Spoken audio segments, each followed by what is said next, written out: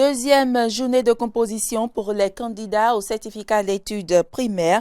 Ils composent depuis ce matin les épreuves de mathématiques et de couture. Nous reviendrons dans cette édition sur les épreuves de la première journée. Atelier du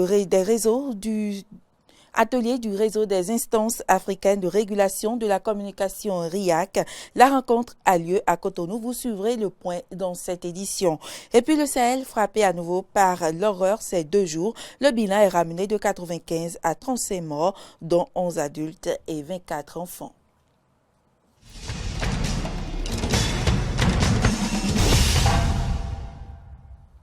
Mesdames, Messieurs, bonjour. Découverte ce matin d'un homme gisant dans la boue au quartier à Gomé-Fongbo Kangoulé dans l'arrondissement d'Akasato. Le chef du village, alerté, a fait appel aux sapeurs-pompiers. Une fois sur les lieux, ces derniers l'ont nettoyé et lui ont apporté une première assistance. L'homme n'a pu être évacué à l'hôpital car personne n'était prêt à suivre les sapeurs-pompiers pour remplir les formalités. L'intéressé a été finalement abandonné sur les lieux, comme vous pouvez le voir sur ces images amateurs. Si quelqu'un le reconnaît, il est prié de contacter le chef village d'Agomé, M. Kekbouk Benoît, ou le commissariat d'Akasato. Deuxième jour de composition pour les candidats de l'examen du certificat d'études primaires. Cette composition a démarré ce mardi 11 juin 2019 sur toute l'étendue du territoire national. Suivez le constat au thème de la première épreuve à l'école primaire publique Bégamé Sud.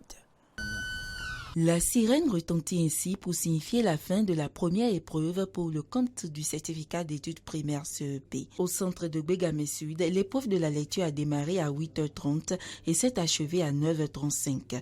Une composition abordable selon les candidats.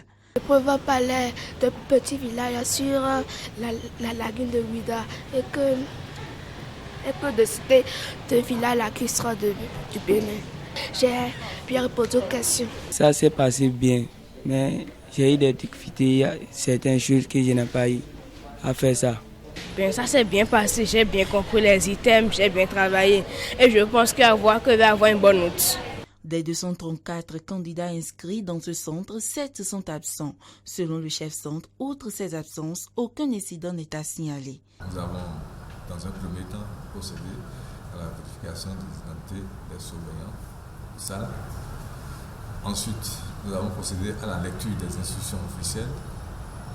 Puis, nous avons lancé les surveillants aller dans les centres, dans les salles avec les feuilles de composition.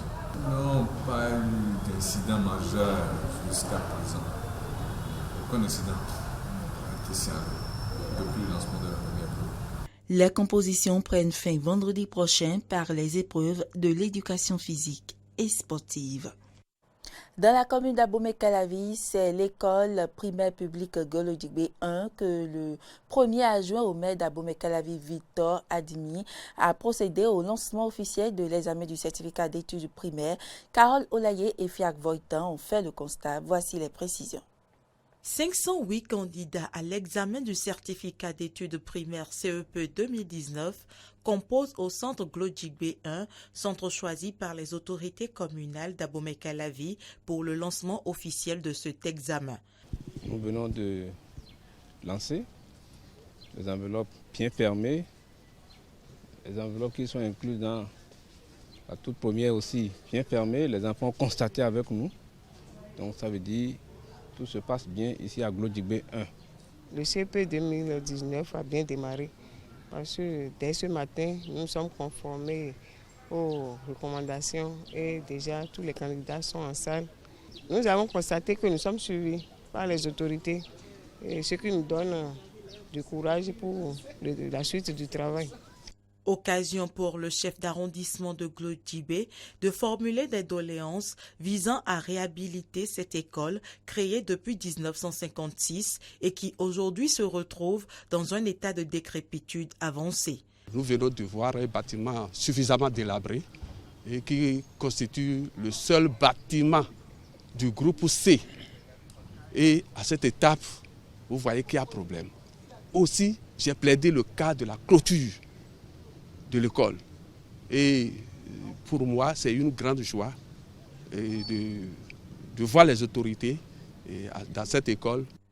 Pour rappel, ils sont au total 219 241 candidats, dont 102 746 filles et 116 495 garçons, répartis dans 764 centres sur toute l'étendue du territoire national, à composer pour le certificat d'études primaires, session de juin 2019. C'est au complexe scolaire de Toviklen Centre que le préfet du département du Koufo a procédé au lancement des épreuves du CEP 2019. Il était accompagné pour la circonstance des autorités en charge de l'éducation dans le département. Compte rendu, Jonas Bouti.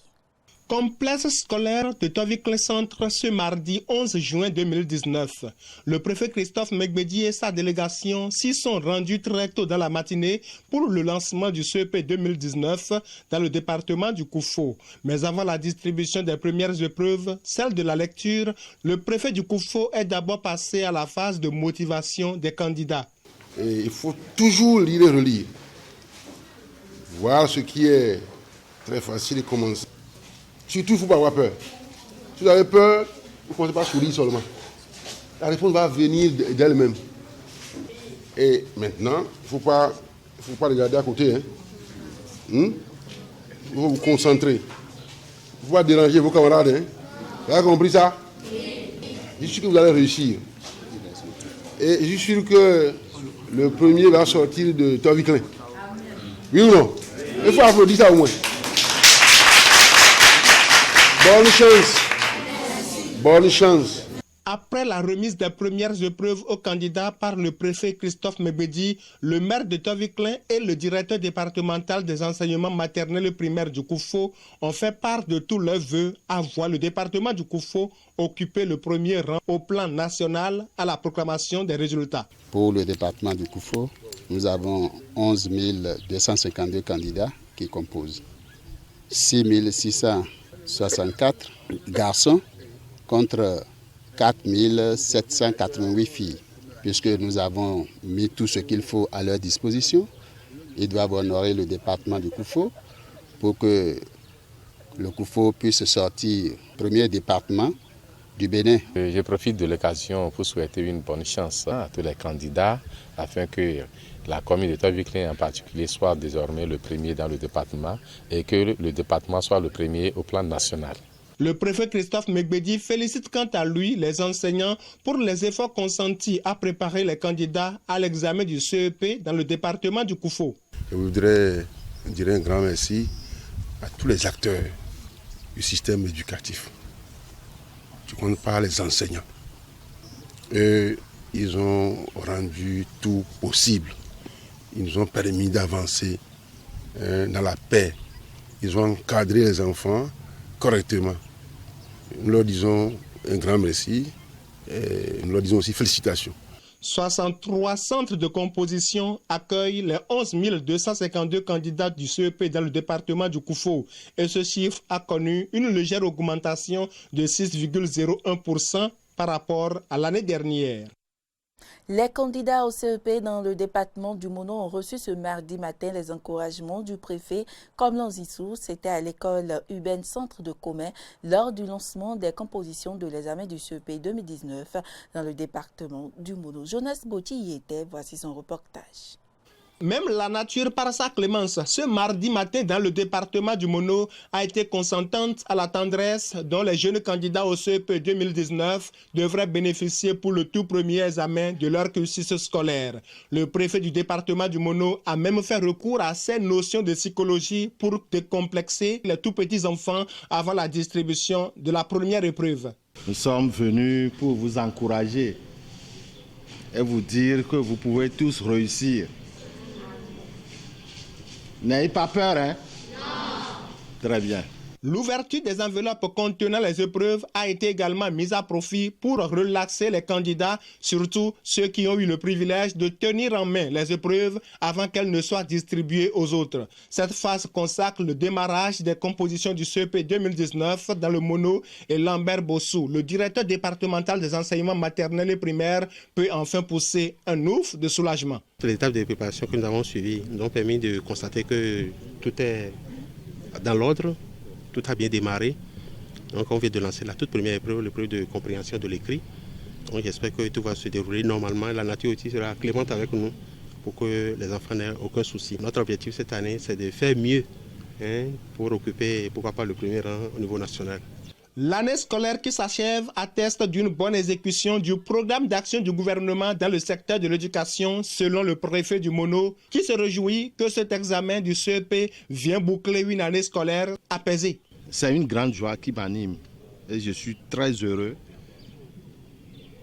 que le nouveau départ du système éducatif est en marche tel que c'est prévu au programme d'action du gouvernement. Nous avons eu à passer une année sans perturbation grâce aux efforts du gouvernement.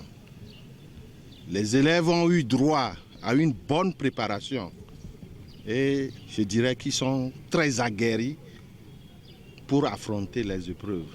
Ils sont au total 11 916 candidats, dont 5 427 filles, à prendre part au CEP 2019 dans le département du Mono, répartis en 52 centres de composition, dont 2 à besoins spécifiques. Ces candidats du CEP composent cette année une épreuve de dictée. Autre information, il se déroule à Cotonou un atelier du réseau des instances africaines de régulation de la communication RIAC, dont la cérémonie d'ouverture a eu lieu dans la matinée de ce mardi. Compte rendu, Frédéric Espoir Oumambou et Fréjus Fiossi. Première réunion du comité d'orientation du réseau des instances africaines de régulation de la communication RIAC en abrégé. La dite rencontre aidera à élaborer le premier plan d'action de l'instance 20 ans après sa mise en place. Pour le président du réseau des instances africaines de régulation de la communication, cette activité montrera à travers l'implémentation de cette feuille de route la maturité atteinte par les instances africaines de régulation de la communication.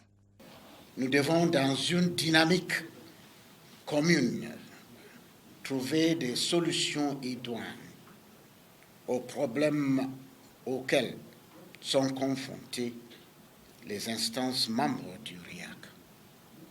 Il s'agit principalement de la question de l'avènement de la TNT, la viabilité économique des médias, la régulation de nouveaux médias et des réseaux sociaux, la protection de l'enfance et l'éducation aux médias, le financement des organes de régulation, entre autres. Au thème de la validation du plan d'action de RIAC pour le biennat 2019-2020, qui constitue la matrice de notre réflexion, il faudra penser à sa mise en œuvre. De son côté, le président de la Haute Autorité de l'Audiovisuel et de la Communication du Bénin, Adam Bonitessi, en charge du secrétariat exécutif du RIAC, dont le mandat à la tête de la HAC arrive à expiration le 21 juillet 2019 prochain, a profité de l'occasion pour apprécier la collaboration avec ses pairs africains. Ce fut une expérience exaltante et très instructive que celle de la régulation des médias, tant au plan national qu'à l'échelle internationale, grâce au creuset que constitue le RIAC. C'est le lieu pour moi de vous renouveler mes remerciements, chers collègues régulateurs, pour les occasions d'échange d'expériences, de partage et de soutien mutuel que nous avons eus ensemble. Loin d'être une rencontre d'au revoir, cette réunion du comité d'orientation nous donne une fois encore l'occasion de resserrer nos liens de coopération, de solidarité et de fraternité au-delà des relations institutionnelles. A rappeler que le plan d'action qui sortira de cette réunion s'étendra sur les années 2019-2020. Sur le continent, le Sahel frappé à nouveau par l'horreur ces 2 jours. Le bilan ramené de 95 à 35 morts, dont 11 adultes et 24 enfants. Une annonce du ministre malien de la Communication ce mercredi.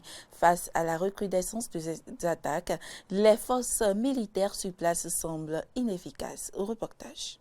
À la mi-mai, Bruxelles a accueilli les ministres des Affaires étrangères des pays du Sahel. Et ce qui est ressorti de cette rencontre, eh bien, ce sont les désaccords et une forte inquiétude. Inquiétude notamment de la chef de la diplomatie de l'Union européenne qui a affirmé que la sécurité se détériore dans la région et ce, en dépit de l'augmentation des efforts des pays européens. Et c'est vrai que sur place, la situation est préoccupante. De nombreuses attaques ont eu lieu ces derniers temps, notamment au Burkina Faso. On se rappelle évidemment des 2 soldats français qui ont perdu la vie pour sauver des otages.